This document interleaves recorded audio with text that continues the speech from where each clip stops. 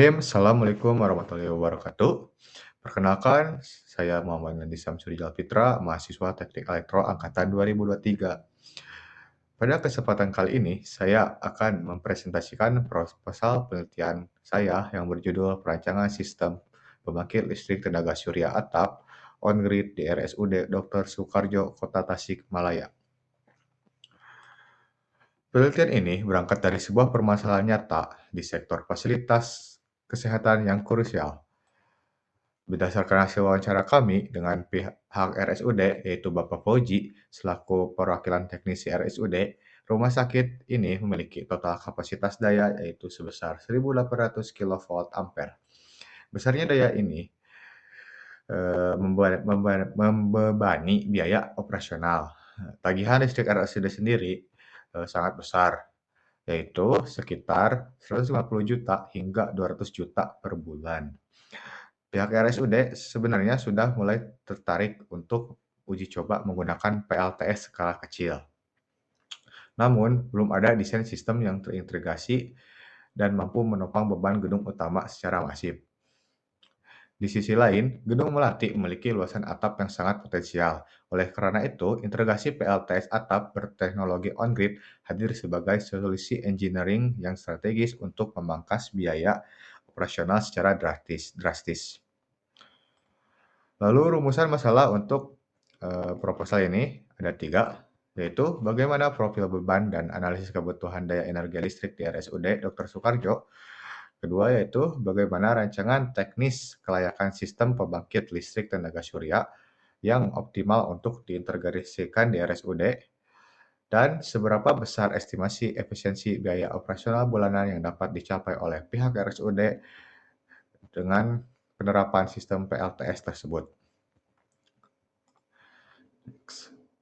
Ada 2 batasan masalah utama agar ada batasan masalah utama, yaitu ruang lingkup penelitian ini lebih fokus dan terarah. Batasan pertama, menetapkan lokasi studi secara spesifik di RSUD Dr. Soekarjo dengan mengenalkan data primer hasil wawancara dengan teknis fasilitas setempat. Batasan kedua yaitu menegaskan fokus teknis penelitian, yaitu merancang sistem PLTS atap on-grid. Analisis rancangan ini nantinya disesuaikan dengan profil kelistrikan rumah sakit yang mengacu pada kapasitas beban yang terpasang, yaitu adalah 1.800 kV ampere, serta data rata-rata pengelola listrik bulanannya. Lalu ada juga tujuan dan manfaat dari penelitian ini. Tujuan pertama yaitu mengetahui dan menganalisis profil pemakaian energi listrik bulanan beserta beban kritis operasional di RSUD. Yang kedua itu membuat rancangan sistem pembangkit listrik tenaga surya yang sesuai dengan kondisi existing listrik rumah sakit. Dan yang ketiga, menghitung proyeksi penghematan efisiensi anggaran operasional listrik bulanan rumah sakit dengan adanya interferensi energi terbarukan. Lalu manfaat penelitian ini yaitu menganalisis profil beban energi listrik existing serta mengidentifikasi area beban kritis operasional di lingkungan RSUD. Yang kedua, merancang konfigurasi teknis pembangkit listrik tenaga surya yang optimal dan dapat diintegrasikan dengan sistem kelistrikan existing rumah sakit. Dan yang terakhir, mengestimasi rasio penghematan anggaran listrik bulanan RSUD setelah interferensi energi terbarukan diterapkan. Oke, tinjauan pustaka. Jadi, PLTS ini menggunakan yang namanya komponen panel surya atau juga disebut sel surya. Jadi, sel surya ini bekerja melalui efek fotovoltaik pada junction PN semikonduktor. Ini junction PN-nya. Junction PN semikonduktor. Di mana nanti si foton cahaya matahari mengekstraksi elektron dan menghasilkan arus listrik. Seperti pada gambar ini, si matahari menghasilkan foton, lalu terpecah menjadi 2, yaitu elektron flow dan Hall flow. Dan nanti menghasilkan arus DC atau arus arah untuk menyalakan lampu. Dan komponen utama untuk PLTS itu ada ini. Pertama itu modul surya atau PV, fotovoltaik. Komponen ini berfungsi untuk mengubah radiasi matahari menjadi arus listrik searah. Karena kinerjanya sangat dipengaruhi oleh bayangan dan suhu, orientasi pemasangan di atap RSUD harus dirancang sepresisi mungkin. Nanti kita ada perhitungan sudutnya untuk pemasangan PV ini. Lalu yang kedua itu adalah inverter. Inverter ini adalah otak dari sistem yang mengubah arus DC menjadi arus bolak-balik atau arus AC agar bisa diserap oleh peralatan rumah sakit dan sinkron dengan jaringan PLN. Seperti yang disebutkannya ini adalah on grid ya, berarti harus sinkron dengan jaringan PLN. Inverter ini juga dilengkapi dengan sistem proteksi dan anti-insliding untuk keamanan teknisi. Lalu ketiga itu adalah SCC. SCC ini umumnya dipakai untuk mengatur lalu lintas daya ke baterai. Namun, karena sistem kita itu murni on-grid, komponen SCC ini dan baterai tidak digunakan. Lalu ada juga keempat, yaitu sistem proteksi, yang terdiri dari MCB, Miniatur Circuit Breaker, Sikring, pelindung ledakan petir SPD, dan grounding untuk memastikan keamanan instalasi dari gangguan kelistrikan. Kelima, kabel distribusi jalur DC dan AC. Kami menggunakan spesifik kabel tahan cuaca dengan perhitungan penampang yang tepat untuk minimalkan kerugian daya atau losis. Dan terakhir yaitu adalah panel sinkronisasi. Komponen ini bertugas mengatur interkoneksi dan perpindahan beban secara mulus antara PLTS, PLN, dan genset cadangan milik rumah sakit.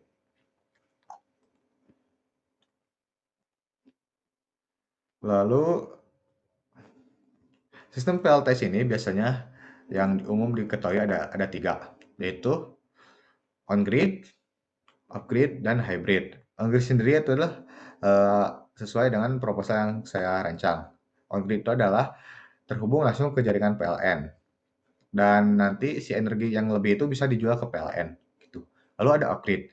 Sistem off-grid ini sistem mandiri dengan menggunakan baterai. Tapi sistem off-grid sendiri itu kekurangannya itu adalah mahal. Lalu ada sistem hybrid. Hybrid sendiri itu adalah kombinasi dari on-grid dan off-grid untuk fleksibilitas maksimal. Di hybrid sendiri itu kita menggunakan dua pembangkit energi. Bisa dari Bayu ataupun dari yang lainnya. Lalu ada juga di sini kami juga karena tadi tujuannya untuk biaya operasional, jadi kami juga menghitung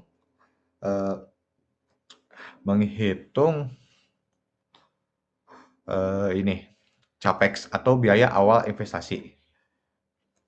Jadi di sini saya menghitung NPV atau Net Present Value, nilai bersih investasi, RRR, Internal Rate of Return, tingkat pengembalian dalam berapa tahun, PI, Probability Index, indeks probabilitas, DPP, Discounted Payback Period, periode pengembalian.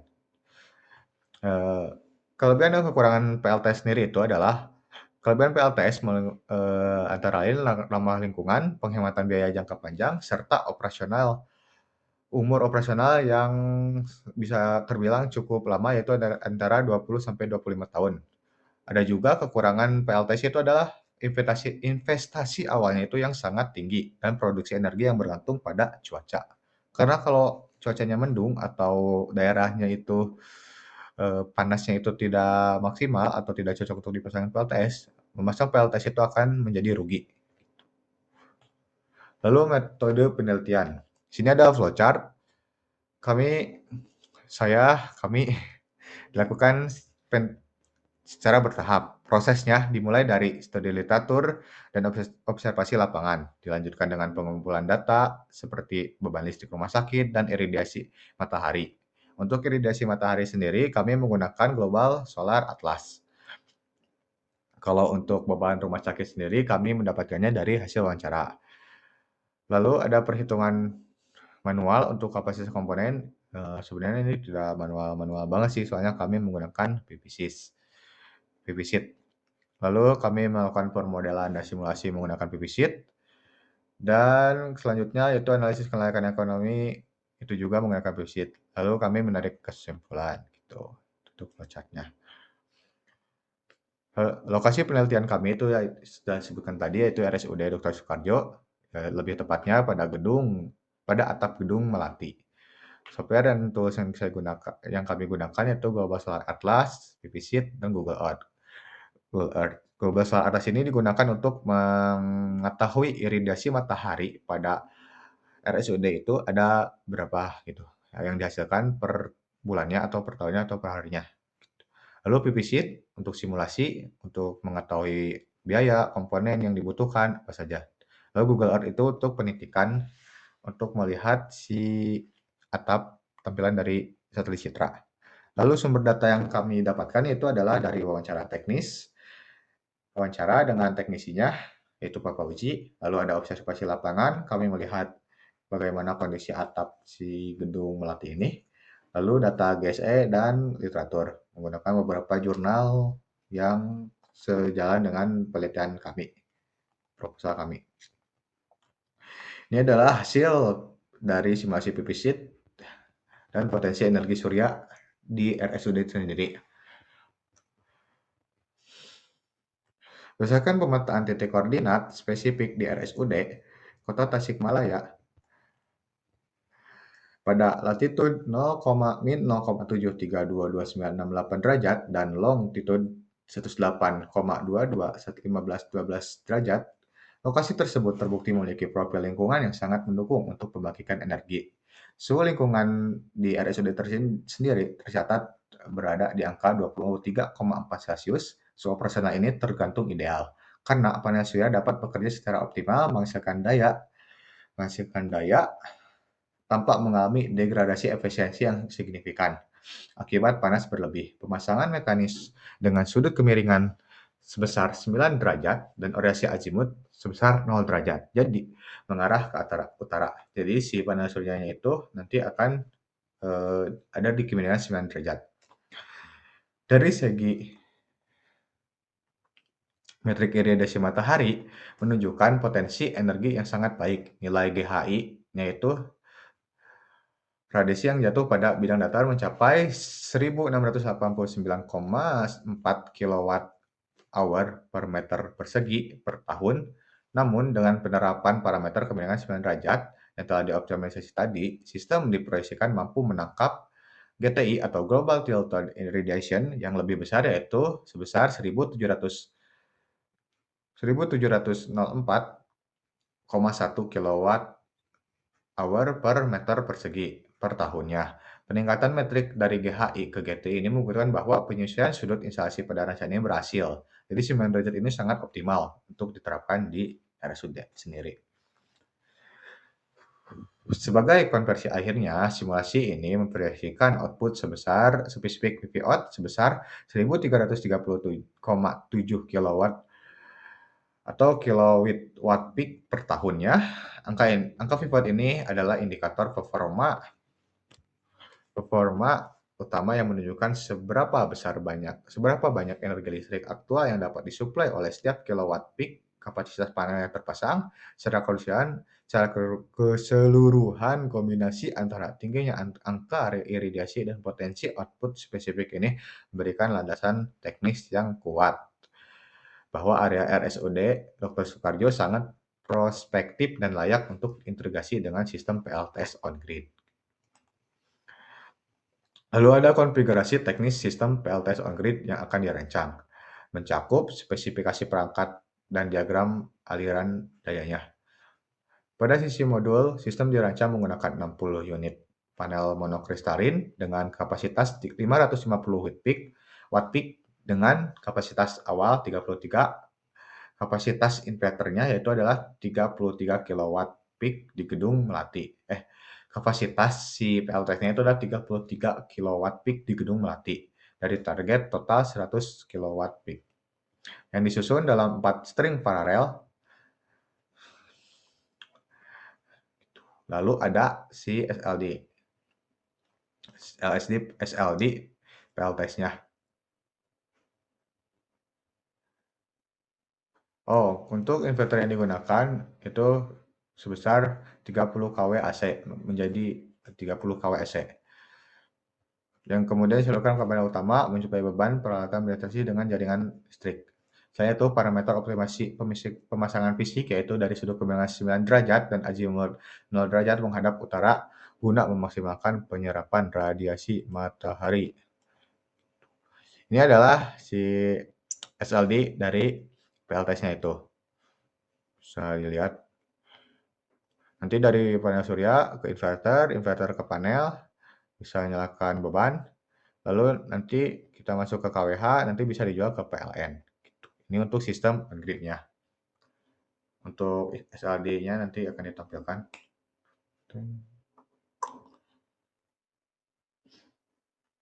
Lalu dari hasil simulasi menggunakan PVC juga, sistem PLTS yang dirancang mampu memproduksi energi sebesar 47.065 kilowatt setiap tahunnya. Angka ini sangat aman karena berhasil melampaui total kebutuhan beban yang ditargetkan sebesar 37.677 kilowatt hour per tahunnya. Artinya, sistem ini terhindar dari kondisi kekurangan kapasitas. Lalu, kemana perginya energi sebesar 47.000 kilowatt tersebut? Sebesar 15.649 kilowatt akan langsung diserap oleh beban rumah sakit secara real time di siang hari. Ini merupakan penghematan langsung. Menariknya, sistem kita juga mencetak surplus sebesar 31.414 kilowatt yang akan diinjeksikan kembali ke jaringan PLN. Sebagai deposit melalui sistem meteran Exim. Deposit ini nanti akan memotong tagihan listrik bulanan RSUD. Secara kualitas, sistem ini mencatatkan performa rasio sebesar 80,16%. Ini membuktikan bahwa desain penempatan panel dan pemilihan komponen kita sangat optimal, sehingga rugi-rugi daya akibat panas atau bayangan, biasa disebut shadow, shading berhasil ditekan seminimal mungkin. Dengan beroperasinya sistem ini, solar fraction mencapai 41,50%, yang berarti hampir separuh dari beban listrik di area tersebut kini berhasil dilepaskan dari ketergantungan daya PLN. Sebagai penentu kelayakan, mari kita lihat indikator ekonominya berdasarkan hasil SCOE. Harga pokok produksi listrik dari PLTS kita hanya sebesar Rp 299,60 per kilowatt hour. Nilai ini jauh lebih murah dibandingkan dengan listrik PLN sebesar 735 per kilowatt hour, Rp735 per kilowatt hour. Selisih margin inilah yang membuat net present value atau NPV kita bernilai positif hingga menyentuh angka 400 juta rupiah lebih. Hal ini memicu titik impas atau payback period yang sangat cepat, yaitu kita balik modal hanya dalam waktu 6,2 tahun. Mengingat masa teknis sistem PLTS yang bisa mencapai 20 tahun, proyek ini diproyeksikan sangat fleksibel secara ekonomi dan memberikan keuntungan finansial yang berkelanjutan di masa depan. Ini adalah gambaran nanti jika PLTS atap dipasang di RSUD. Ini gambar dihasilkan oleh AI. Dan selain dampak ekonomi, dampak lingkungan juga mempengaruhi si PLTS ini. PLTS ini mencegah pelepasan 839,2 ton emisi karbon dioksida ke udara selama siklus hidupnya. Namun selama operasional, sistem reduksi emisi total mencapai 1036,3 ton karbon dioksida. Dengan demikian, penghematan emisi bersih yang dihasilkan adalah 839,2 ton karbon dioksida. Pencapaian ini mendukung penuh konsep Green Hospital yang menjadi visi RSUD dalam mewujudkan pelayanan kesehatan yang berkelanjutan. Lalu kesimpulannya, potensi radiasi surya tinggi dengan lokasi minim bayangan energi yang dihasilkan signifikan untuk operasional RSUD. Konfigurasi inverter efisien tanpa kehilangan daya berarti. Payback period yaitu selama 6,2 tahun dengan sisa umur operasional yang panjang. Kontribusi positif terhadap konsep Green Hospital. Sarannya yaitu adalah implementasi langsung sistem PLTS on-grid, pertimbangkan penambahan baterai untuk sistem ruang krisis seperti ruang ICU, ruang operasi. Lakukan analisis ekonomi lebih lanjut untuk ekspansi kapasitas. Jadikan sebagai representasi pengembangan energi terbarukan di fasilitas kesehatan lainnya. Oke, sekian dari saya. Wassalamualaikum warahmatullahi wabarakatuh.